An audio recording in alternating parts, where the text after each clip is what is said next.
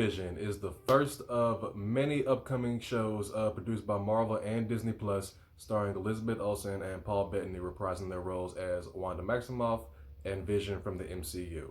And the gist of this show basically is the aftermath of Endgame. You know, everything that happened after Infinity War, you know, Thanos, all of that. If you remember, for the most part, everybody had a pretty much happy ending, kinda. Ant-Man and the Wasp, you know, looking under the stars, you know, with his daughter, T'Challa back in Wakanda with his family. The only one that didn't get a happy ending, other than the obvious, when you really think about it, was Wanda. And when I say Elizabeth Olsen pulled through with her performance in this show, man, it is hard to imagine her not get any type of awards or at least a nomination. You also have a bunch of old Marvel characters returning to reprise their roles from different movies as well. Darcy from the Thor movies, Jimmy Woo from the Ant-Man movies. And then on top of all of that, we finally get a chance to meet Monica Rambeau.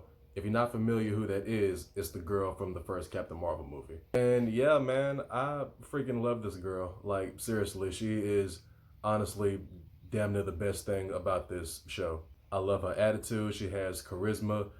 It's like, it's something about her, you know, like she has the attitude and persona of a hero. I mean, hell, she just meets Wanda's kids nearly at the end of the series and damn near sacrifices herself for them. Tiana Paris played this role excellent. I cannot wait to see her in Captain Marvel 2. Another little detail that they add to the show is the fact of this sitcom type of reality that Wanda is making in this town that her and Vision planned on moving to. So from our point of view, in Wanda's mind, we're seeing her life being portrayed from all these different type of sitcoms that she grew up watching so she can learn English better. Everything from the Dick Van Dyke Show to Bewitched to Family Ties to Malcolm in the Middle.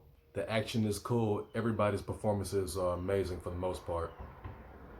If I did have a couple of gripes, and I do mean just a couple, earlier on in the series, the first 2 to 3 episodes are kind of slow. Things don't really pick up until maybe about episode 4.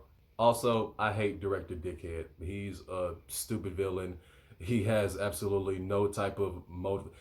There's too many cliches to him. You know what I'm saying? Like he's saying all of the typical things that a bad guy's supposed to say. He's acting like a typical bad guy. There's nothing original about him. It's almost like a full-time job, not trying to turn off my TV every time he gets on screen. Also, not gonna lie, not a big fan of the villain. I mean, don't get me wrong, Catherine Hahn did a good job as far as her performance goes, you know, given the material that she had, but we just really don't care that much about Agatha Harkness as much as Marvel thinks we do. I understand that she played a big role in the Scarlet Witch character when it comes to the comics, but you could have pushed that back to the, you know, the beginning of the series, maybe the first 2 or 3 episodes, and then by the end, you know, by maybe episode 6 or 7, Mephisto finally comes out of the shadows and he reveals that he's the one that's been behind all of this. And worst case scenario, if he doesn't die, we'll see him later on in the MCU. Plus, if I'm nitpicking a little bit, I feel like the episodes could have been just a little bit longer. But again, in the end, that's just a couple of nitpicks here and there. Otherwise, I freaking love this show. To say that this is on Disney Plus, you'll be surprised how dark this can get sometimes. It's a cross between drama and romance and psychological thriller. It's not perfect, but you will have a good time watching it. And yep, that was my thoughts on WandaVision. Appreciate y'all tuning in to check out this episode. Once again, as always, y'all have no idea how much the support means to me. And be on the lookout for the next one. I love y'all. Peace.